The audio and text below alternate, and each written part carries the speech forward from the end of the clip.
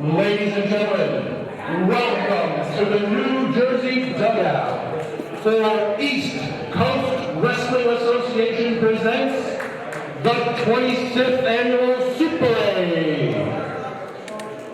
We're going to start in a few seconds with our East Coast Wrestling Association Hall of Fame inductions.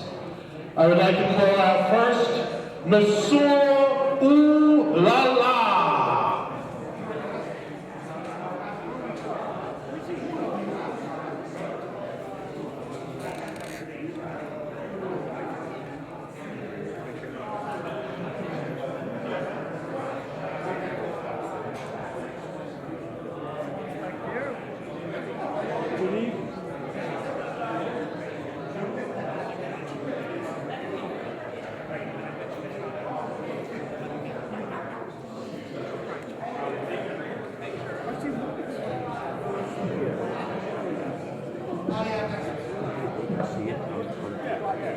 Good evening, ECWA fans! So what's the record button? Do I need to hit record?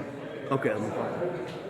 As having been a member of the ECWA for decades, I have to tell you there is no blueprint for passion.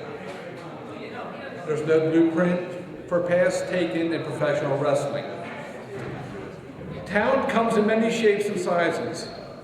Some arrive early in the game, and some later. But they all have one thing in common, and that is passion. They bring their own set of skills and value to every show. This inductee has worked his way into this fantastic world of professional wrestling by being part of the solution. He understood all jobs asked of him. He knows they are important, he didn't question them, and he got the job done. In recent years, he has worked as color commentator, a referee, ring crew, and manager. And here are a few things you should know about this inductee. He enjoys a fine cigar. He enjoys Hollywood and can often be found on his deck, despite the temperature, watching a movie and having a cigar. He also has a great sense of humor. He is kind and generous soul who cares, and it is my extreme honor to have been asked to induct him tonight. He has earned this place in ECWA history. I present this award to Coach Jim Schwartz.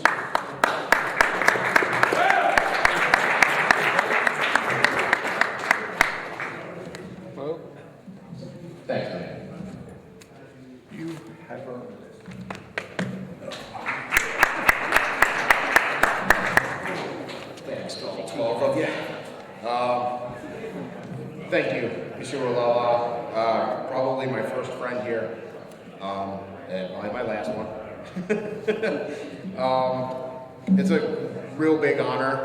I just wanted to thank everybody who's come before me, ECWA, since 1967 on. I mean, you can look at the walls, it's lined with the top stars, guys that have won belts,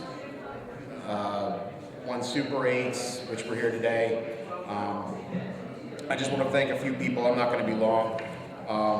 Aside from Monsieur Lawler, who I've loved managing so many years, so many cool, fun matches. We had TLC, Teddy Bears, Licorice, and Cotton Candy, my favorite match of all time. I want to thank my wife. I love you. My two daughters, my son, who was going to try and be here tonight, but he's in film school and he's pressing on right now. Good luck, buddy. I want to thank Jim Kettner, who gave me the first chance. Sat at a restaurant with him and pitched the whole Jim Schwartz thing, which is kind of me, but you know. I want to thank Mike Tartaglia, who after Jim Kettner bought the company and gave me another chance, and now Ryan Kavanaugh. Thank you very much. Also, Frank Namoli, Joe Zanoli, that wasn't meant to rhyme in any way, John Finnegan and Mike Keener. Those guys have always been here. I can always run things by them. Tried refereeing. My knees are probably a little too shot nowadays, but I'll give it a shot again if need be. And again, ooh la la.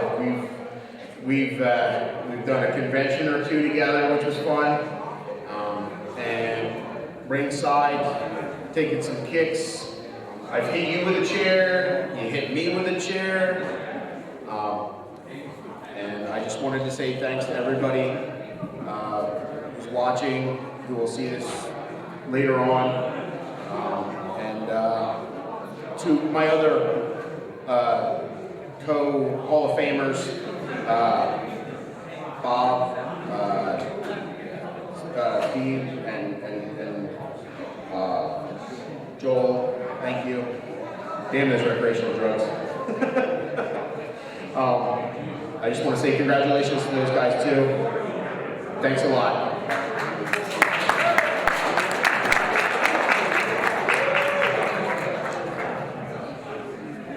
And now, ladies and gentlemen, it is my pleasure to bring up our next presenter.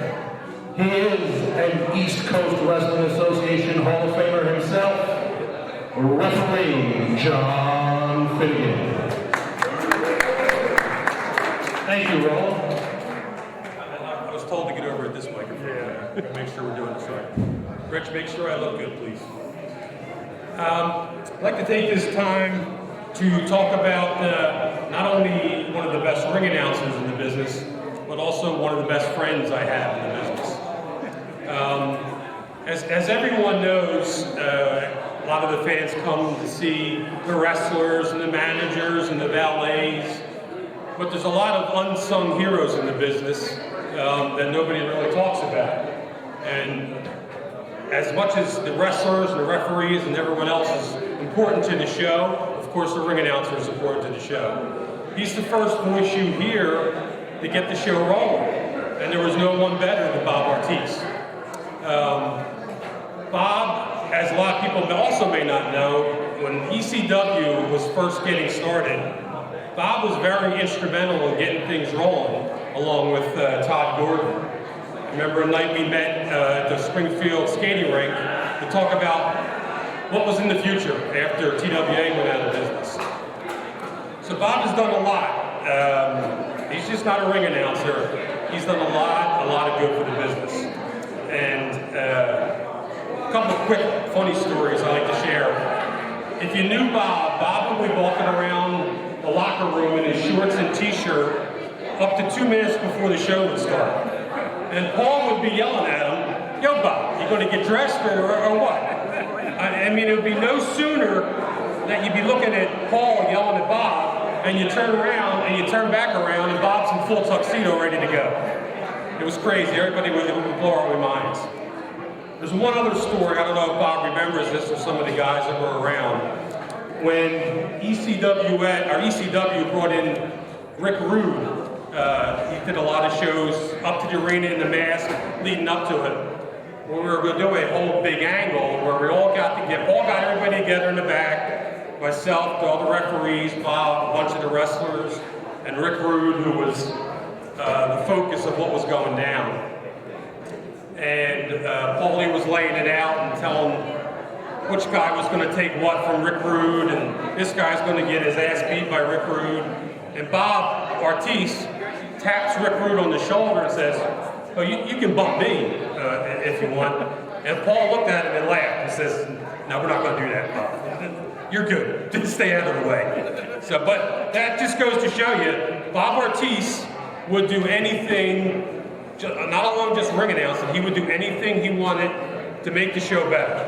He would volunteer to do anything, take a bump, take a kiss from one of the girls. It didn't matter what, take a choke slam from 911. Bob Artese is one of the most special people. There's not a lot of good people. There's a lot of so-so people in the business, but there's not a lot of genuine, good people, and Bob Artese happens to be one of them. I'm proud to be here to induct him into the Hall of Fame. I'm proud to call him a friend, and I am proud to introduce the next inductee into the ECWA Hall of Fame, Bob Ortiz.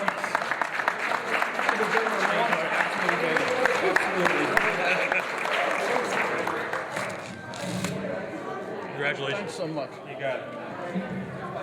Hold that too. You know how to hold one. Couldn't be a better person than John Finnegan to give me this. We've been together a long time. A lot of ups and downs with this business. I've been thinking about this award, and it really is flattering, and I didn't know it was coming, obviously. But the real award is me being part of this business. Working with these great superstars who you're going to see tonight. Working with the great referees like John, Jim Molyneux, Keener, all the referees you're going to see tonight. That's been a pleasure for me. Working with the great promoters, Todd Gordon, Joel Goodhart, Paul Heyman, and also working in the ring in front of the fans. Obviously, all I was a fan. I just had a ringside seat and was in the ring introducing the wrestlers. But I was a fan like all of you. And that's why we all got along so well. And well, like I said, this is a great award, but a lot of it is what I have seen and been part of. It's a great business, the wrestling business, and just keep enjoying it. And hopefully I'll still around. The pandemic kind of slowed things down, but I'll be around. Thanks for everything.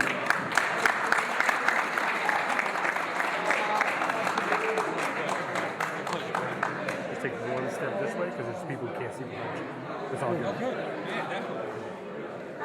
And now it is my pleasure to bring up our next presenter. He is the East Coast Wrestling Association booker, Mr. Joe Zanoli.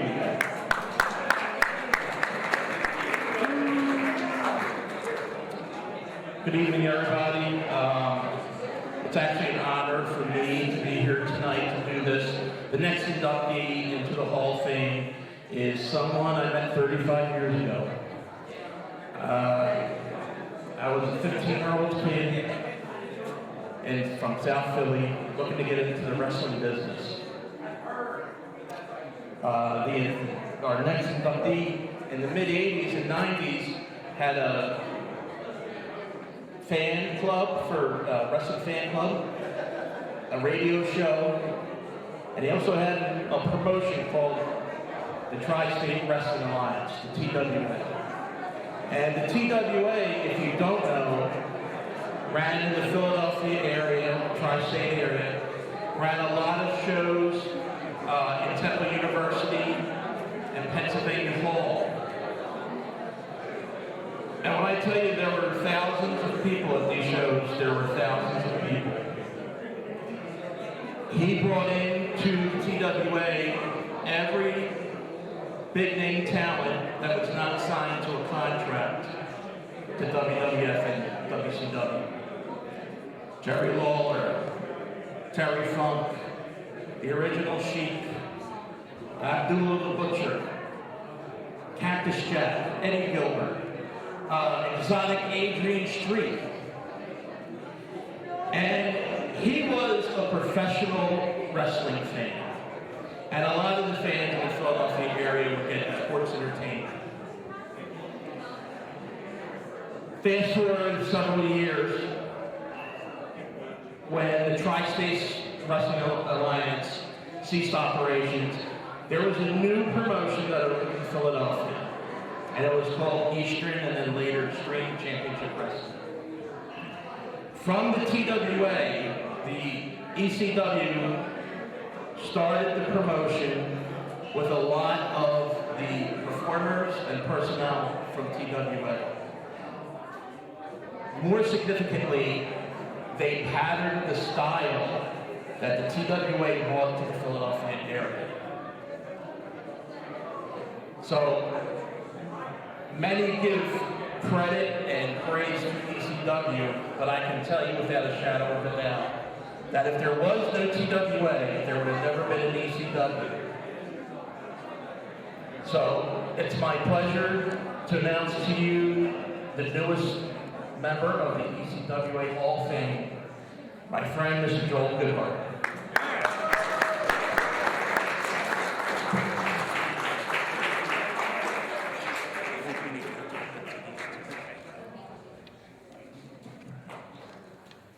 First of all, you need to understand that this whole sport of professional wrestling is built around the fan.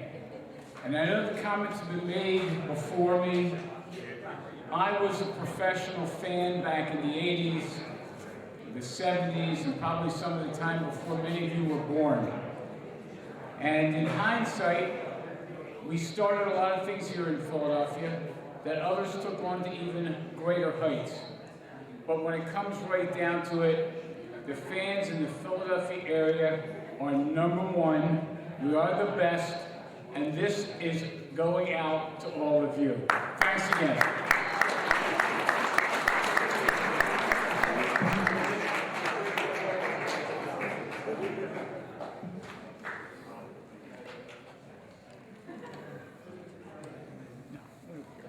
And now it is my pleasure to introduce our next presenter. He is Mr. Michael Keener.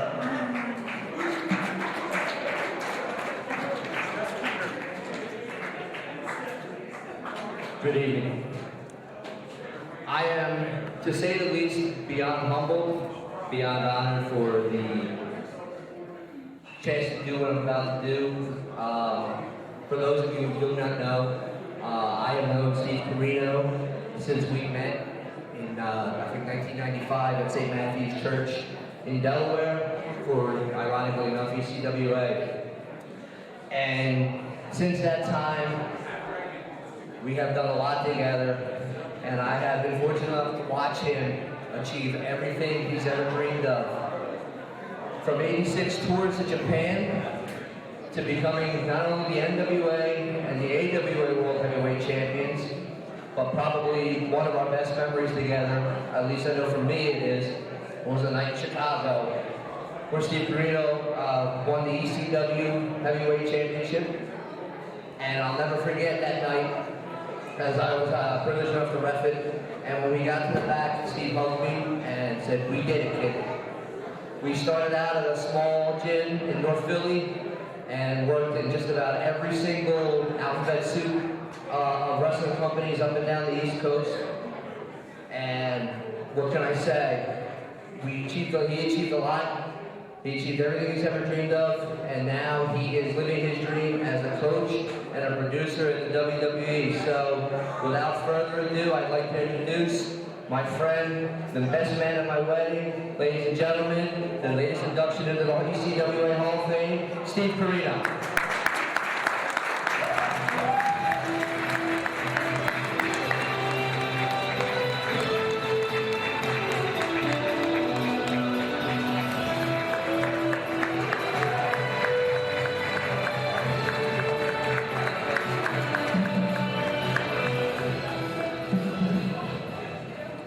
I usually talk with my hands, so I don't know what to do right now. Michael, thank you. Like he said, I was the best man at Mike Keener's wedding, and I got to do the best man speech, and it was one that 22 years later that his wife is still mad at me about. So I figured after 22 years, I would throw it to you. Then you decide. See, I was late for Michael Keener's wedding because I got pulled over in my rent-a-car from the airport. The police said, "You were going down a one-way street the wrong way." And I go, "What?" He goes, "Didn't you see the arrows?" I said, "I didn't even see the Native Americans." And it's about to get worse. I asked how much time I had, and they said, as much as you want. So I made 7 cards, but I only wrote stuff down on 2. I'd like to thank Bob Artese.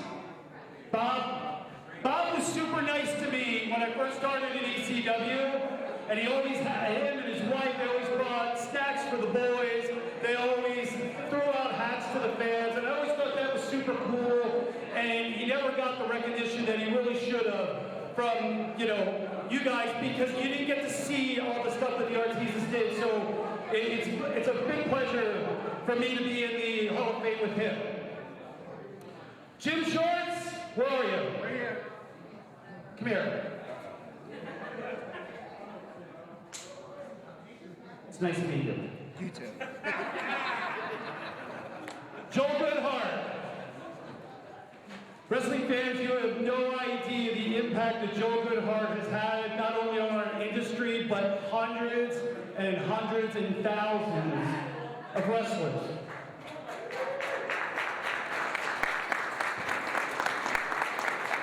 When I was a teenager, I grew up outside of Philadelphia, and every Saturday morning, I would turn on WIP to listen to wrestling radio. I was hooked. I didn't know what the Wrestling Observer was at the time. I just knew what wrestling magazines was, and Joel Goodhart turned me on to a different part of the business that I had no idea about. It gave me more of a passion. I didn't know, I always wanted to be a wrestler, but I didn't know how to do it. I didn't know someone like me could be a wrestler. And Joel Goodhart started the Tri-State Wrestling Alliance, and he brought in stars from not only the Philadelphia area, but the independents not only in the United States, but Mexico and Japan. So people that I only got to see on VHS tapes, Joel Goodhart was bringing them in every month to the Philadelphia, what was that? It was the Philadelphia Civic Center, yes. Yes.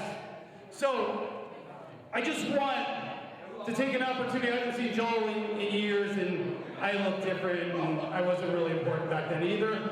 But if Joel Goodhart doesn't start Tri-State Wrestling Alliance, there's no ECW.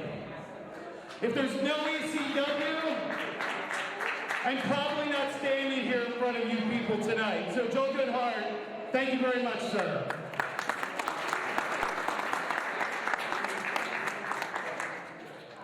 I only wrestled here in ECWA for 2 years. 2 years. But the impact that the ECWA had on my life still goes on today. Because the ECWA was the first promotion to use me as a villain. I was just skinny good guy Steve Corino that no one gave a poop about. But the ECWA saw me as a villain, and it's steamrolled into everything that I got to do in wrestling. And it started, I was just a young guy wrestling out of Reading, Pennsylvania. And I got a chance to go to Rehoboth Beach, Delaware. And I was an alternate. There's no guarantee. I drove and everything. And Jim Kedner, the promoter, said, hey, you probably won't get on the show because no one ever cancels. That night was my lucky night. It just happened to be that Mr. Ooh La La got stuck at his other job, and I got a spot. And I got to wrestle a kid named Kid Flash, who ends up becoming Billy Kidman. And I get a chance to show what I could do as a villain, not knowing anything what I could do. I didn't know anything, nothing. But I got around guys like a Simon Diamond, a Devin Storm, an Ace Darling, guys like that that were hungry, independent guys, just a little older than me, that were willing to teach me and show me the way of going. Another guy like Inferno Kid, and Cheetah Master, and Glenn Osborne, and these were just super guys to learn from, and I'm just so grateful that I got that opportunity. I see Ricky Morton is here. I believe life is about moments. I live my life by it. Ricky Morton and Robert Gibson were my favorite tag team growing up. The Rock and Roll Express could do no wrong.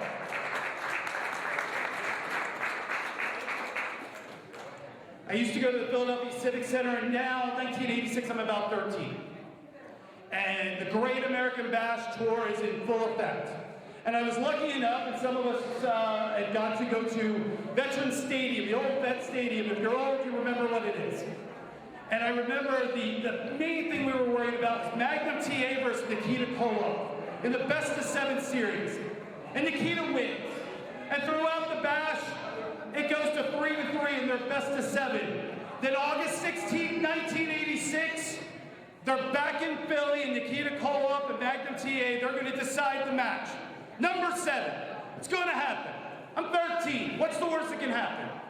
Well, they went to a double disqualification, and they had to go to another thing, and 8,000 people in the Philadelphia Civic Center went, ugh. Poop. Probably not poop if you've been to Philly. The next match, 2 out of 3 falls. The NWA World's Tag Team Champions, the Midnight Express, against the Rock and Roll Express. And in that match, Ricky and Robert not only got the crowd back into it after disappointment, rocked that place, and the Rock and Roll Express became the World Tag Team Champions. And I skipped my aunt's wedding to go to that show. And every year I remind Ricky and Robert how lucky I am to be a fan of theirs. I could sit here forever. I don't get to talk in WWE. I don't get to be on TV. And let's be honest, do you want this face on TV? And I want to thank a lot of people. I want to thank everywhere from like Jack Victory to Jim Kentner to, I have a bunch, the Mess Brothers, Mark and Troy Mess, Rob Dimension, Howard Brody, Shinya Hashimoto, Adam Pierce, Kerry Silken, BJ Whitmer, everybody in WWE, and as a blanket statement so that I don't get in trouble. But there was a guy here that passed away a few years ago that was my first manager. And you didn't get to see him. He was a flamboyant man named Barry Casino. And Barry Casino was different in so many ways. But he loved every wrestler that he got to manage. And he would tell me, Steve, you know I'm a little different. I'll be like, who cares? You're Barry Casino. You're my manager. And all these years later, it hurts me that I don't get to share that moment with him.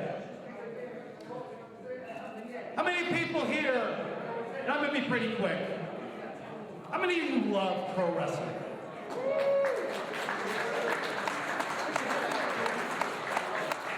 I mean, love it. You go on your phone, you go to the social media, you go on the website, you go on all these different things. You read what's left of magazines. You get to these shows.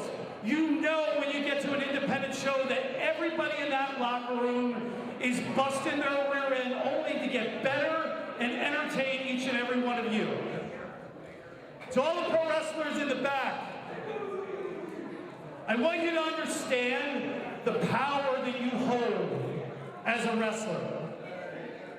Because one day, you could be going through the channels, and maybe it's 1981, and this person's 8 years old, and he's flicking through the old box looking for an Atlanta Braves baseball game, and he pops on the channel, and there is a bleach blonde young man, let's say Tommy Wildfire Rich, and he's talking into the camera about firing it up, and when he gets to the Omni, and Buzz Sawyer and this, and that person is so in tune, and they're so touched by that, and the emotion that it builds, that it changes their whole life.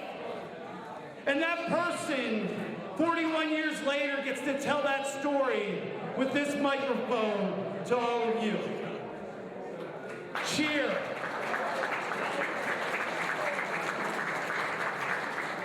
Cheer. Boo.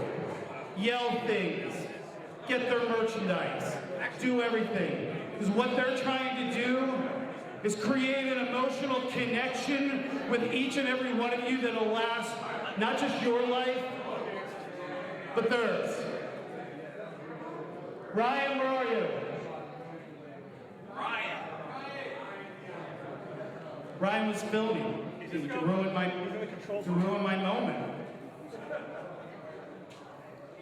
Ryan, thank you, Ryan. I just want to thank each and every one of you for coming out. I appreciate it. I can't wait to see who wins this Super 8.